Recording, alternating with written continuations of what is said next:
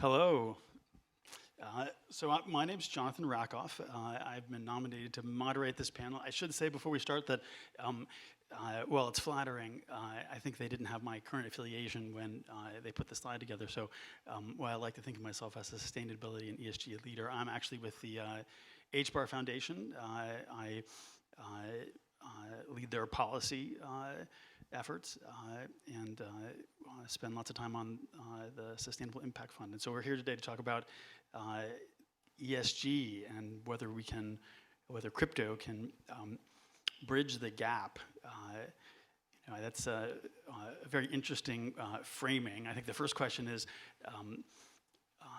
so what do we mean by ESG? ESG is this kitchen sink composite term.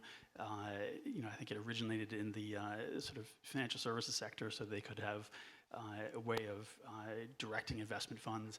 Corporations typically use the CSR terminology, which sort of related to their philanthropic efforts. In this sustainability context here at this conference, we tend to think of ESG as sort of synonymous with E, the environmental component, but there are two others, social and governance, and all three are important.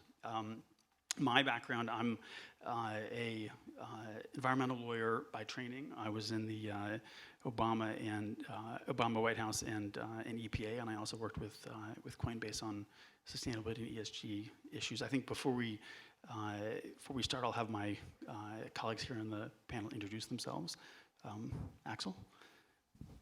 Thank you very much. I'm Axel from Popcorn. I guess I'd like to start by saying my attitude towards this. I learned as a young child that you can affect society in three different ways, basically. You can legislate, you can communicate, or you can build it in. And a seatbelt is a good analogy for this. You can legislate that you need a seatbelt and so on, incentivize you to put the seatbelt on. Unless you do that, you get a fine. You can communicate with a big billboard saying, this is how many people die if you don't have a seatbelt, for instance. Or you can build it in. There's this super annoying sound if you don't have a seatbelt on. So that incentivizes you to put on the seatbelt. So I think in everything we're trying to solve in society, you can either take on one of these three roles. And when it comes to solving real-world problems, I'm a builder. You guys can talk more about the legislative part of all of this. ESG for me has become a little bit distanced from solving real-world problems, in my opinion. As a builder, I'm just seeing Sri Lanka has an ESG score of 98 and then collapsing. So what's going on there, guys? But as a builder, we are using Web3 technology in Popcorn, for instance, and doing ways with smart contracts that we couldn't do before. So, for instance, with Popcorn, we are going back to first principles and realizing that there's different stakeholders in an economy. You have liquidity providers who seek yield. They want as high yield as possible for as low risk as possible, right? So you also have organizations who are trying to solve real world problems in the forms of NGOs and charities. And looking at these, they could be a lot more efficient. 35% on each dollar goes to fund the next dollar. So there's a 35% efficiency potential there. And then you have people like you and me who want to do well in life, but also do good. So if you align these incentives, you get Popcorn, which is a system where we create value to liquidity providers by offering competitive DeFi strategies. So we're giving them yield, right? And then for providing that value, we generate a fee as any wealth manager. And those fees then get distributed to these charities chosen by our DAO. So we're decentralizing also the distribution of these fees to these organizations. So yeah, ESG, and when it comes to building and solving real-world problems, I think from my point of view, we can build stuff, and you guys need to just not make the frameworks. You need to help us not make the legal frameworks worst, so we can. I think we're gonna, with innovation, solve a lot of this stuff, and not by strange policies, basically. I'm very curious to hear because I know you're much more involved in the legislation part than I am. I don't know anything about laws. I'm just trying to.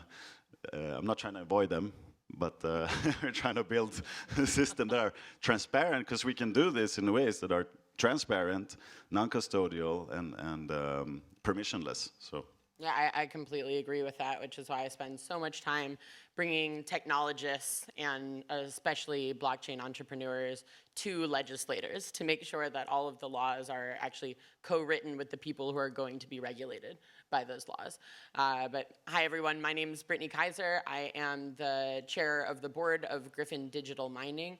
We are one of the world's largest Bitcoin mining companies, and the first to be ESG focused and to be carbon negative, which means we're not only focusing on using 100% renewable and nuclear energy resources to mine Bitcoin, but we are also investing our ESG portfolio across both carbon credits, but looking at even more interesting and effective ways of funding renewable energy sites, and also looking at reforestation as well as carbon sequestration and carbon removal. I lead our ESG committee. I'm also the chair of the ESG committee. And so being able to design those strategies and be able to prove that the coins that we're mining are actually coming from green energy sources. I've been working over the past year with the incredible team at Energy Web, who I think a lot of you know really well, who founded quite a few different things, but most recently, you've probably seen in the news, the Sustainable Bitcoin Standard. So what we've been looking at are all of the types of tools that we can use to have on-chain auditing of data where you can verify exactly where your energy is coming from, and then know that the ASICs that you have plugged into renewable energy data centers or nuclear energy data centers are in the end producing or at least contributing to greener assets and making Bitcoin a greener asset class in the eyes of everyone around the world. I did start my career as an environmental activist working at Environment America and US Public Interest Research Group, then trained as a human rights lawyer, and I've spent most of the past 4.5 years specifically working on digital asset law and regulation, mostly for the blockchain industry. Cool, yeah, thanks a lot, and thanks also for inviting me here. It's a pleasure to be here. I'm Slobodan. I am with C Labs. C Labs is a software developer and Web3 incubator firm with focus on the Celo blockchain. So crypto ESG, I think, is a very broad term. I think we can all agree to that. And from my perspective, there are probably two views you can take. And I think that especially the public's perception is very narrow in the sense that it's just focusing on the essentially energy consumption of the protocol itself. And within this narrow view, it primarily focuses on Bitcoin, essentially. I think the industry in the meantime has, made quite some progress in that space. We've seen a bunch of proof-of-stake chains, for example, that have orders of magnitude lower energy consumptions, and we have, for example, blockchains like Celo that included carbon offsets on the protocol level, essentially, on top of that. I think the more interesting view, to be honest, is, and I think this goes back to what you said about popcorn, is applications that are built on blockchain that can actually do something good. And here I think we are just, at the very early days of seeing the full potential. I mean, one protocol that we are currently working on is called Mento. Mento is essentially a stablecoin platform that currently operates 3 stablecoins, one tracking the dollar, one tracking the euro, and one tracking the Brazilian real. And last year, there was a community decision essentially to start backing stablecoins with green assets. The big question was initially, what are green assets on-chain? And we couldn't find any. And the only assets that we found essentially were carbon credits, which is a great starting point. But just imagine the potential if you have like compliant and transparent assets on chain that you can then integrate into DeFi protocols or stablecoin protocols and all the innovation that is currently emerging. So part of the challenge of answering a question about whether crypto can somehow close the ESG gap is understanding whether we're doing all the exciting things that Slobodan, you just talked about, and Popcorn's working on, or whether it's defensive. It is, pushing back against regulators and legislators who, have read too many New York Times articles about how, Bitcoin is the straw that breaks the camel's back of global climate action, right? I mean, just Bitcoin and any one of the 100 different analogies to energy consumption of a small nation state. If those articles are to be believed, and Bitcoin, specifically Bitcoin, has no social utility, as though many, at least in the U.S., many regulators and legislators seem to believe, then it can't help but be wasteful. The energy is wasted. So I think the first question I think we should start with Bitcoin is whether the criticisms were ever justified, and even if they were, Brittany, maybe you can tell us a little bit about what the sort of the Bitcoin space is doing to respond to those high energy consumption criticisms, and more than that, the way in which Bitcoin miners they're able to help drive the energy transition. Absolutely. So first of all, let me just say that regardless of whether or not the incredibly fast self-organization within the industry to decarbonize was forced by terribly misinformed journalists around the world and legislators that decided to start speaking out against our industry because they don't understand how this technology works and why it's important.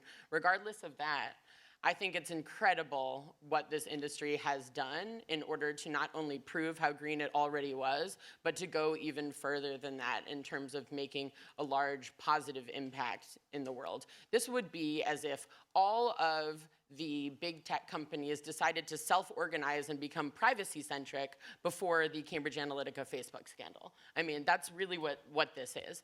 I think it's incredible to see how quickly this has actually come together, that as soon as, especially the Bitcoin mining industry came under fire, that all of a sudden there was everything from the Crypto Climate Accord, which again was led by EnergyWeb, where we had most big mining companies sign up to that, and then also the Bitcoin Mining Council and many other groups that came together specifically to publish data, to get as much data as possible, to put out real reports so that journalists could actually have real information, so that regulators could have up-to-date information about how much green energy was actually going into Bitcoin mining production.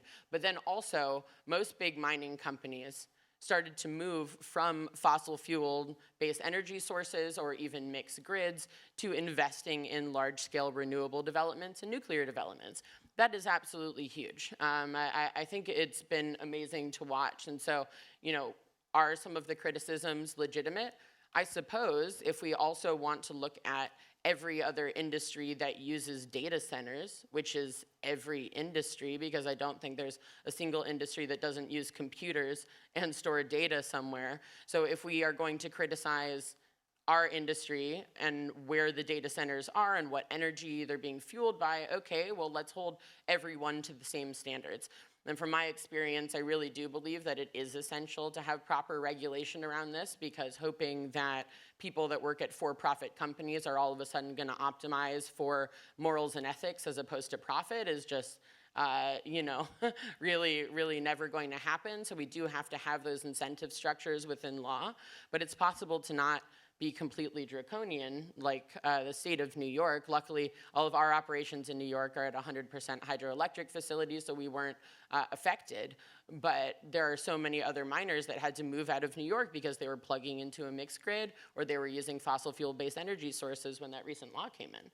So you're talking about the recent 2-year moratorium on new fossil fuel-powered Bitcoin mining operations in New York, which was unexpected, I think, especially since the EU narrowly avoided such a ban only a couple months earlier. Yeah, I was surprised that it went through. A lot of people asked if I had anything to do with it. I did not, actually.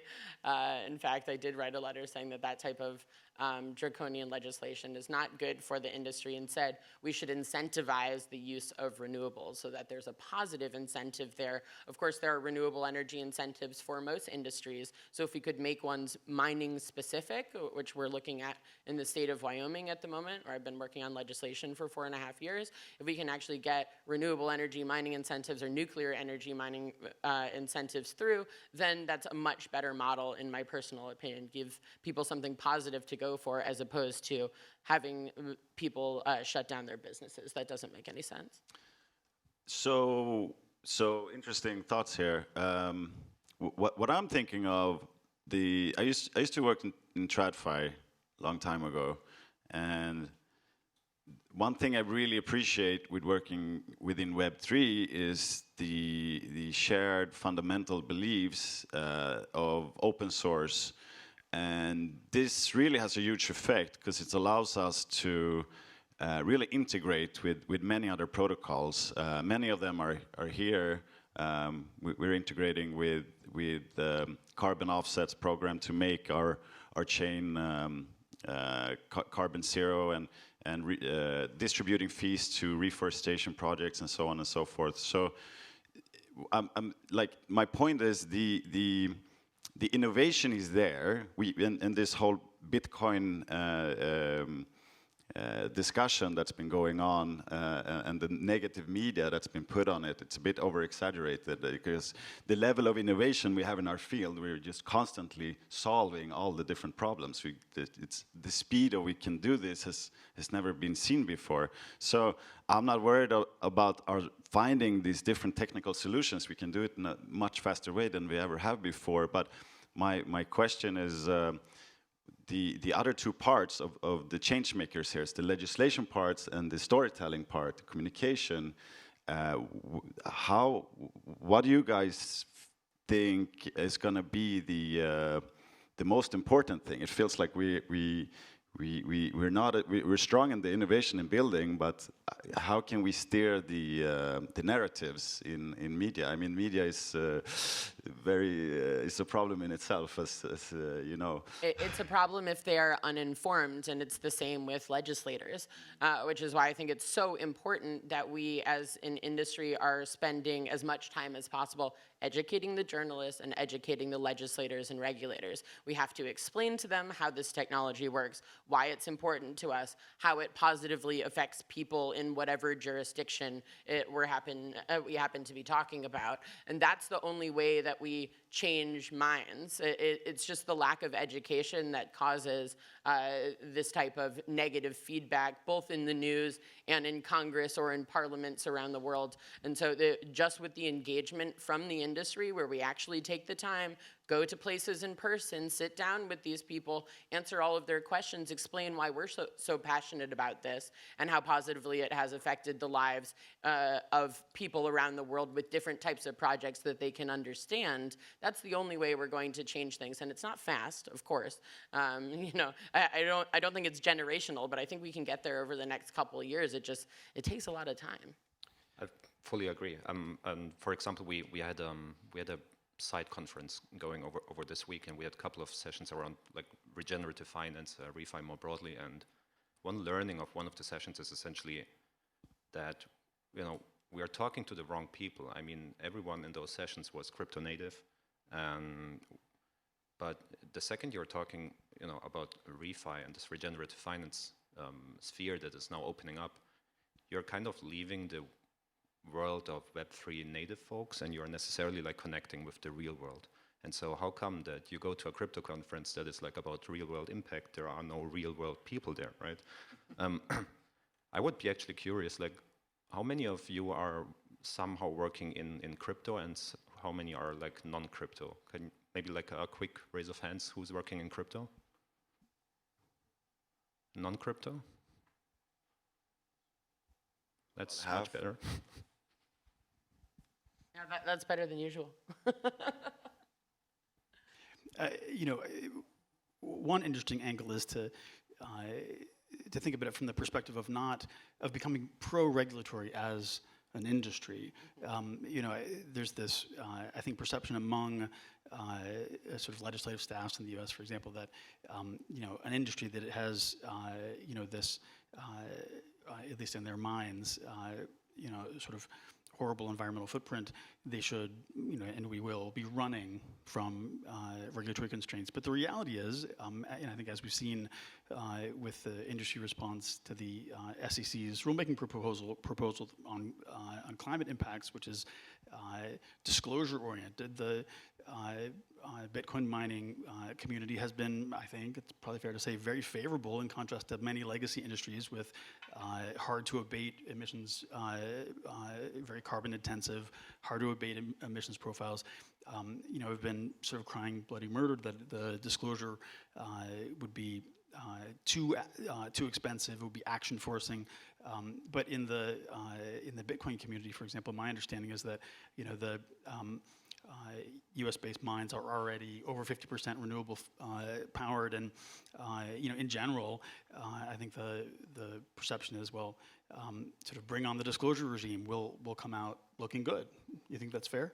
Absolutely, and that's what's been so exciting over the past year or so since the release of the Crypto Climate Accord and the organization of the Bitcoin Mining Council and tons of other side projects that are really driving forward the ability for us to prove how green the industry actually already is and how much more work is being done to go further than that. I think we'll be able to prove that the Bitcoin mining industry is actually a lot greener than tons of other industries that might potentially end up having bigger issues when regulatory draconian laws come in, right? When we start to actually have to ratify a lot of the climate change agreements that we're making internationally and force local industries, not just Bitcoin mining, to become green. I don't think the Bitcoin mining industry is going to be the one that is actually having trouble achieving any of these goals. I think we're already there and we're doing the best we can to go further. But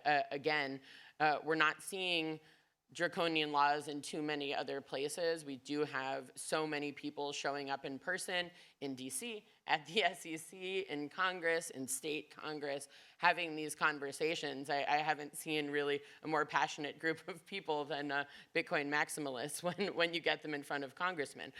Really, honestly, it's incredible. But this is the only way that it happens, is that you have to show up. Like in the state of Wyoming, the reason why we got all of those laws through. We've passed, 25 laws now in the state of Wyoming that are positive for blockchain technology, because we had hundreds of people flying in from all over the world, as far as Hong Kong, Singapore, Switzerland, to Cheyenne, Wyoming, and showing up and meeting with the banking commissioner and walking into Congress and sitting there, and we met with every single person in the House. We met with every single member of the Senate, everyone in the Banking Commission, the Banking Association, the governor's office, and we sat there for weeks, for months on end, flying people in from all over the world in order to do this. And because we sat there and we said, this is so important to us that I'm willing to not only come here from Hong Kong, this is Charles Hoskinson, of course, I will move Cardano and IOHK to the state of Wyoming. And then Jesse, the CEO of Kraken, showed up, and he said, I will also move Kraken to the state of Wyoming if you pass these good laws. And so everyone voted yes, and it's the first legislative initiative in the United States to ever have basically every law passed unanimously. That has never happened for any other topic in all of legislative history.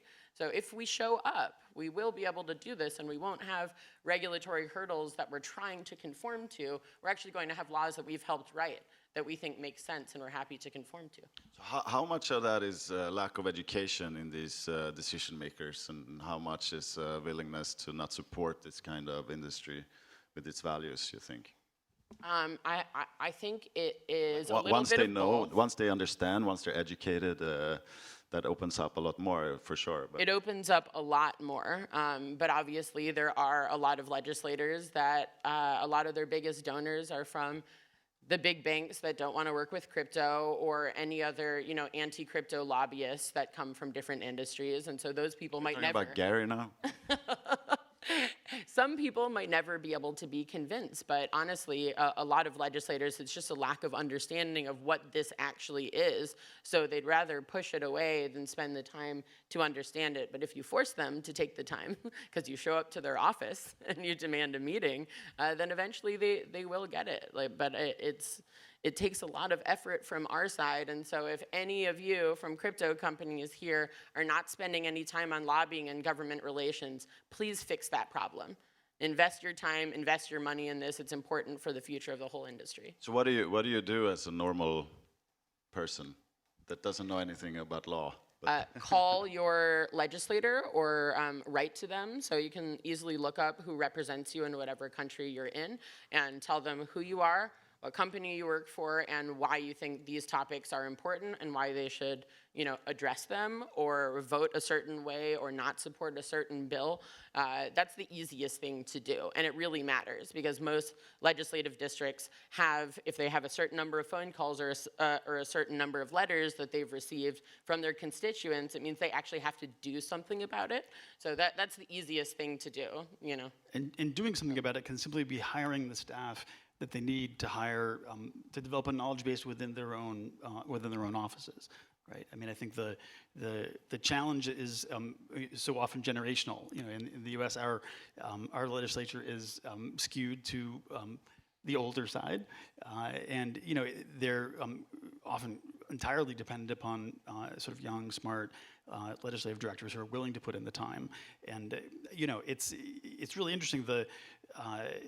So crypto has grown so amazingly quickly, and the interest level has skyrocketed, even notwithstanding the recent troubles in the industry. But so has ESG. And I read recently that in 2021, something like 25,000 media stories focused on ESG, and that beat crypto by a factor of 2. And so, I mean, part of the challenge is that, we have, a regulatory and legislative community that believes that the ESG question is something that must be addressed, and they understand crypto much less well. But I think like everyone can agree with like the thought behind ESG more or less. It makes sense to do it, but then it's all about how it's being implemented and how these frameworks are being constructed. So it's not done in a way where a few centralized decision makers can influence with different parameters in shady ways. It needs to be open. And what do you guys think? Can we use this technology in a legislative way to also come up with the frameworks? So it's not like Standard & Poor's sitting there making the frameworks. We saw what they did in 2008, the ratings.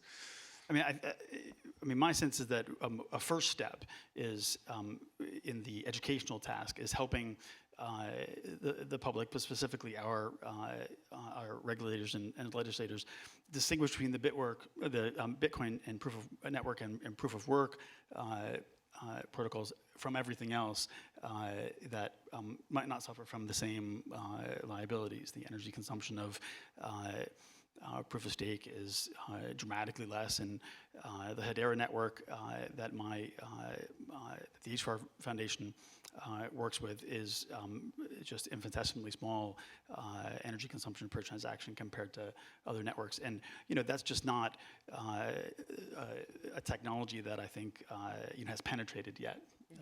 Well, I think the other side of that coin is saying, okay, well, if proof of work is obviously going to be under much harder scrutiny just because of the amount of energy that it obviously takes.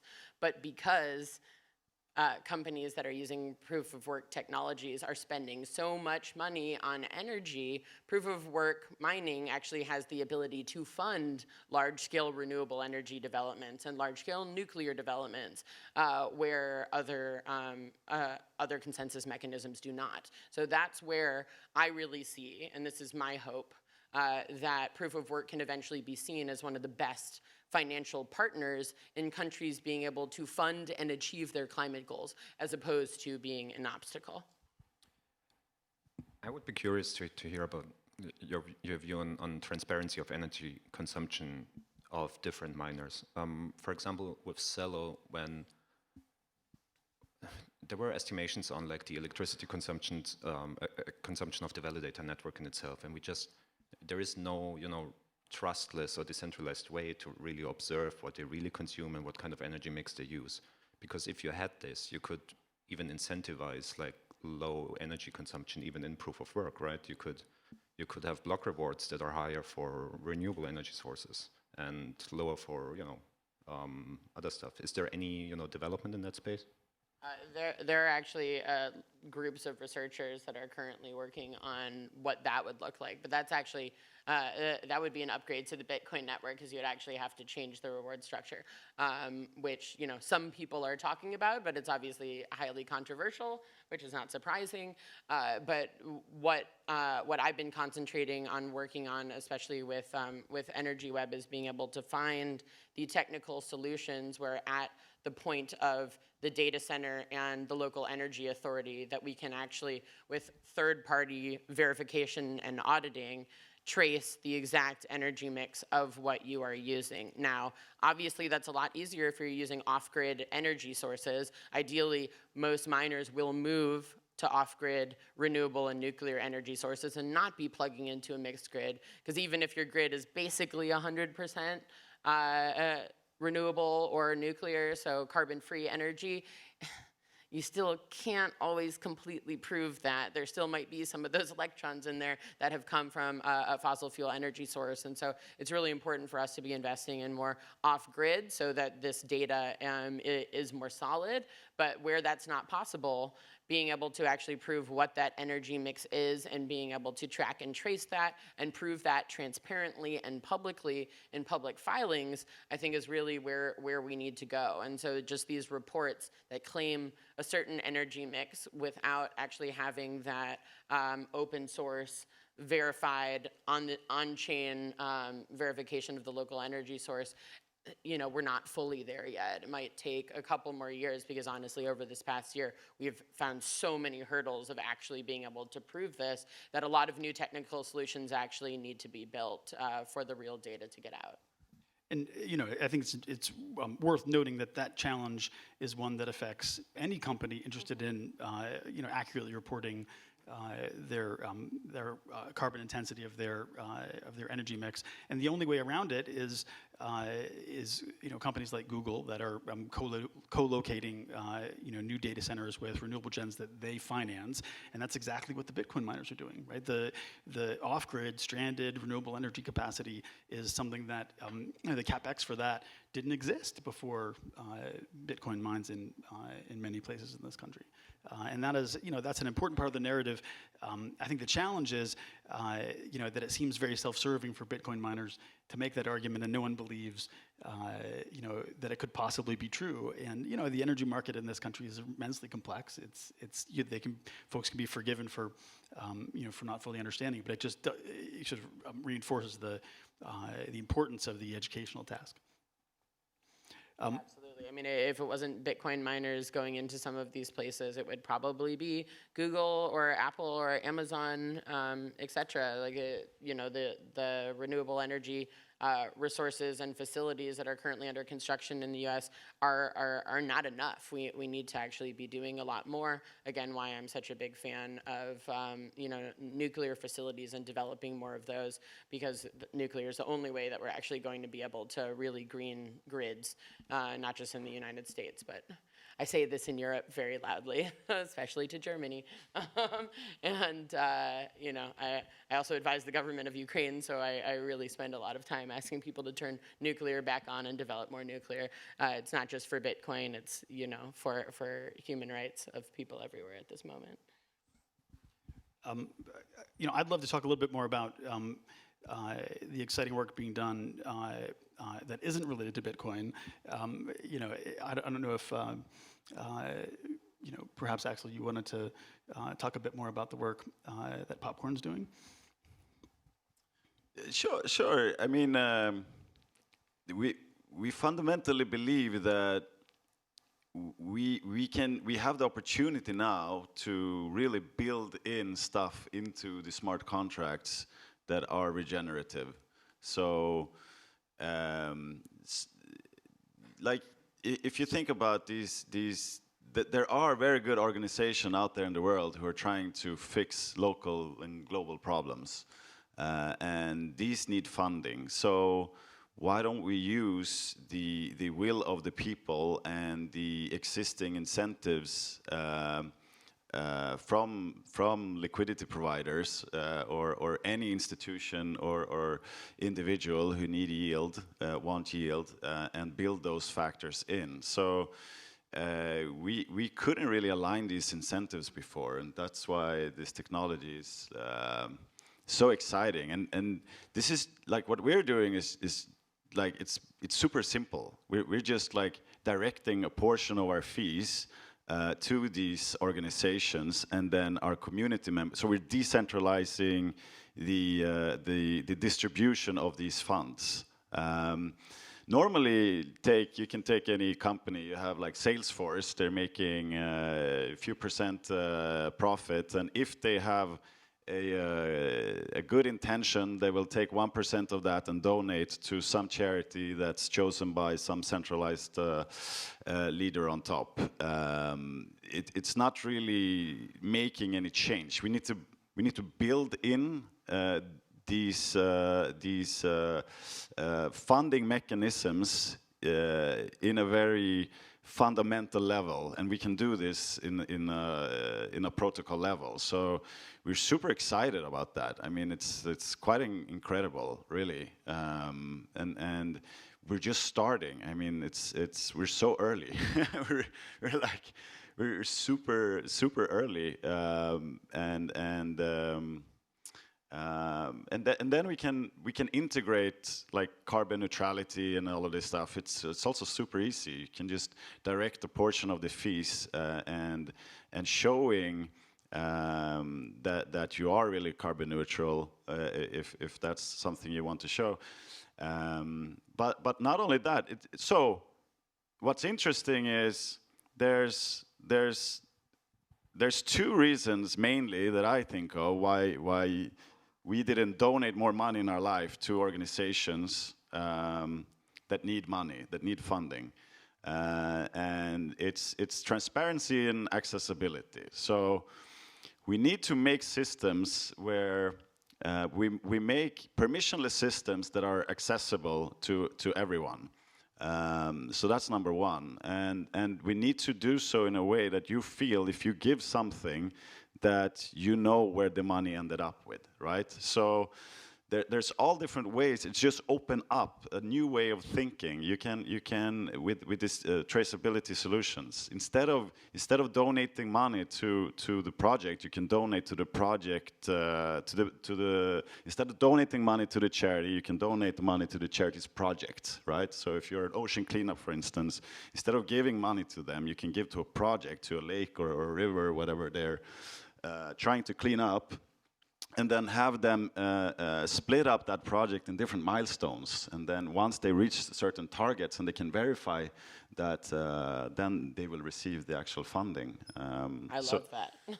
Yeah, because you want to know. You give, but you want to know what is the impact. And then we can start using, every human being has a fundamental need to do well for themselves, right? But also to do good. So if we can provide people with an opportunity to do good, I think many people will do it. So what's interesting, just one last point, what we're doing in Popcorn is like we're not sacrificing your yield as an LP. Like every time you deposit, you withdraw, you stake, you farm.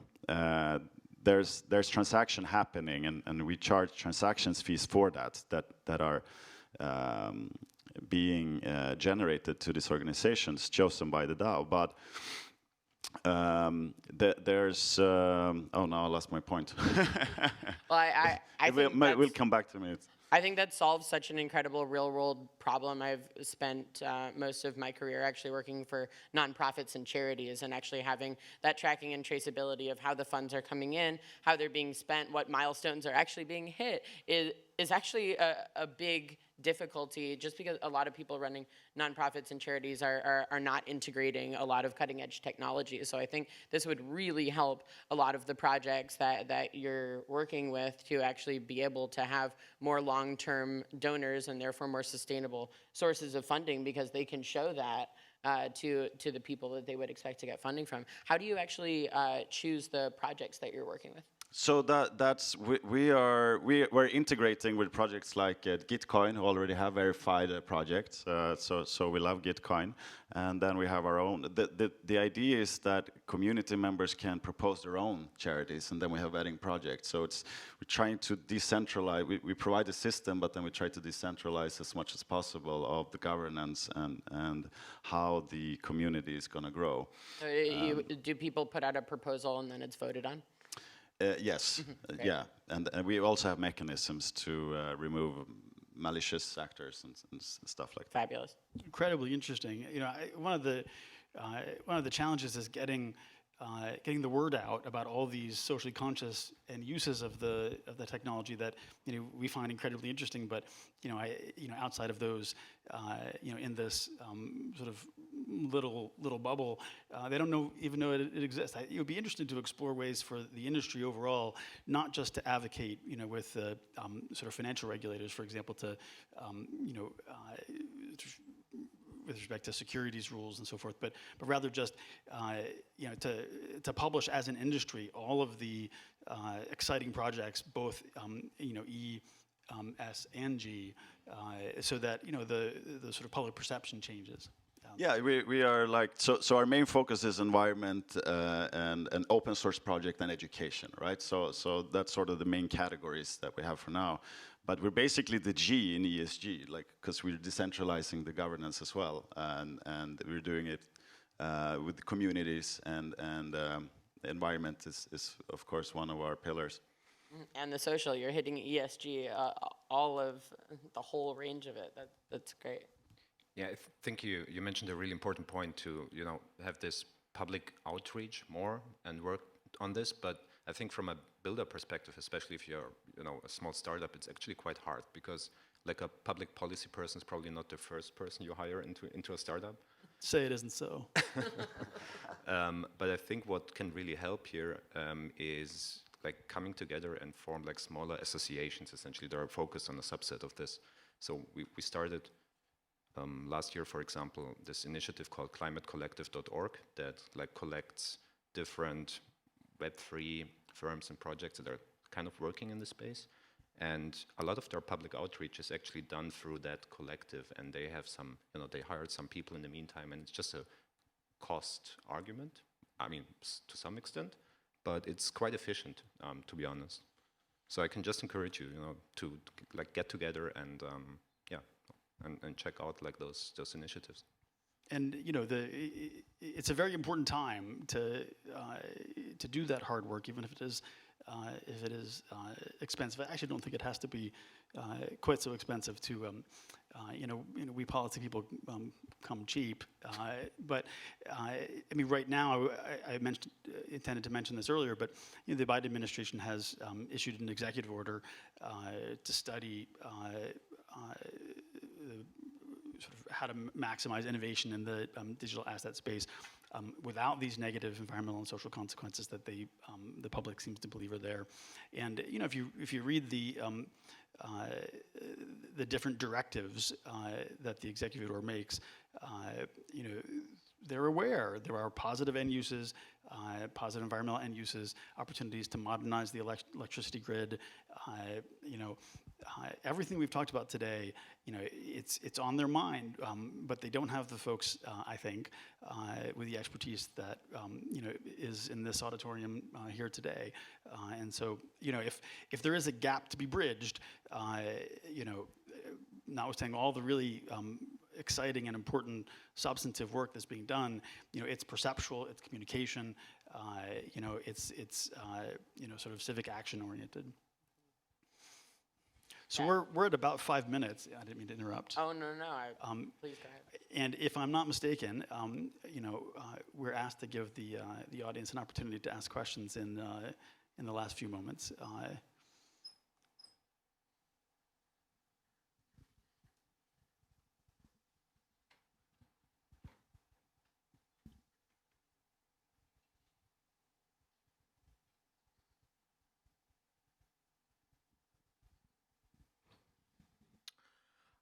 Thank you. My question, because we mentioned about the nuclear technology and how it helps proof of work. What are your thoughts? I mean, this is the whole panel of next generation nuclear technology, such as fusion, and where does it fit in providing sustainability to the blockchain? I mean, I would say innovations in nuclear are helping, green the energy supply in the same way that current nuclear facilities do. I mean, in the end, it's a carbon-free energy source that is incredibly powerful, and we have the ability to rely on nuclear in terms of a cheap carbon-free energy source, whereas it's becoming, unfortunately, even more expensive to use solar than it was before. And also wind, both in solar and wind as well, we're dealing with latency, and therefore either using lithium batteries, which are not good to retire for the environment, or a lot of people are still relying on fossil fuels during times of latency. So I think nuclear and hydro are the energy sources that we've been using at Griffin, specifically because they are constant. And nuclear is cheaper. It really is. So it has the ability to go head to head with fossil fuels in so many jurisdictions around the world where solar and wind just aren't there yet, and hopefully they will be in a few years. But right now it's not. It's not really the best for a business model of where you need to have your machines running 24/7 and never have them go offline. Right. I mean, I would say that well, I've heard this panel imply at least that the criticisms of the Bitcoin network are overstated. What I think can't be overstated is the challenges of climate change. If we take seriously the negative consequences of failing our Paris obligations, there's no way to avoid nuclear. And it's on the left in the environmental community, it's that's like a third rail. No one wants to admit that nuclear has the role to play that it has to have. But I think we have to. This is just my personal view. If notwithstanding all the challenges, if we don't embrace nuclear, we lose credibility with all those that want to deny the challenge of climate change.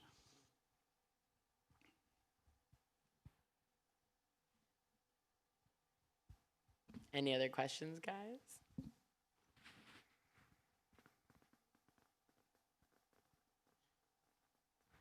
We have 2 more minutes. 2 more if you wanna minutes. wrap it up. Well, no pressure. So, if there are no more questions, I would like Oh, I see one back there. Saved by the Bell. I was just going to say that.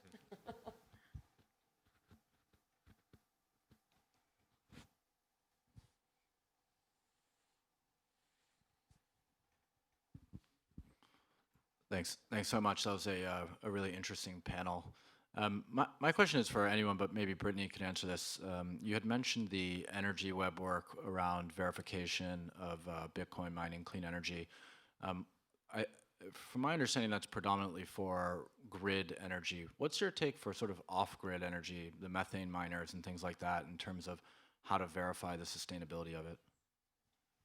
So it's an incredibly complex structure that has been worked on for a year, and the process is actually for every miner to be third-party audited. It's led by EnergyWeb, and the amount of data that has to be provided is it's very special. It's taken us months to go through this for every single facility, for every single data center, whether on grid or off grid. Off grid is a lot easier to prove because you're having just one local energy source that is fueling the data center. So a third party can go and audit that with the local energy authority that is providing the connection and say, okay, that's 100% hydroelectric, that's 100% wind, that's 100% coal, whatever it happens to be. Now when you get into the grid, actually verifying the energy mix that goes into the grid in that area, that's actually where it gets the most confusing. Because you can have an estimate from the local energy authority, but you can't truly prove that that's the exact energy mix. But that's, just the energy mix is not the only thing that is being considered, because there are so many other forms of carbon emissions, like flying ASIC computers in cargo planes or even on ships over from Asia to the United States is definitely a big footprint for a lot of large miners, which are mostly in the United States these days. And so thinking about everything from how the materials in the ASIC computer were mined, how they were flown over, how they are retired, are all things that we're also considering. How often are your executives flying around? There's how are other things that your business might use being shipped in either trucks or cars, et cetera, and so forth. So there are loads of different things that we are considering, and therefore also looking at what kind of offsets are most appropriate, which ones make sense, which ones are actually funding renewable energy development, and all of those things are taken into consideration and will be given a score. So either you are certified as a sustainable Bitcoin miner or you do not meet the certification, and then there will be a ranking list that is eventually published after the first round that happens in the fall. I mean, that's incredibly exciting and also pretty unique. I would be remiss if I didn't point out that, as I sit here, I can't think of any legacy industry that has done that level of work. Most major corporates that have announced their net zero commitments by some far-flung date, they have either no particularly accurate idea, or they haven't even tried to determine precisely what their scope 3 emissions look like. It's just incredibly challenging because at each point along the value chain, they're often dependent on information that's difficult for them to get without sort of coercive supply chain contracts. And even if they can get it, there's huge delay in the delivery of that information. And so, every company out there, has hard work to do. And from what you just said, Brittany, it sounds like the Bitcoin miners are going to be ahead of the game, either way you cut it. Any last comments, Slobodan or Axel? I have nothing more to add. Zero. Thanks. Well, I should say, which I didn't say, at the beginning. Thank you for having us, Protocol Labs. This is a sort of fantastically important subject. I actually, as someone who's only come to the crypto space recently, but has spent many years in sustainability and environmental law and policy, I see some of the projects, being conducted by, the companies and teams represented here at this conference, as being more promising than almost anything else I see, throughout the rest of the environmental community. And as bad as all of the climate change projections get, it's exciting to feel like there are really smart people innovating, for a better future. Thank you very much. Thank you, everyone. Thank you. Done.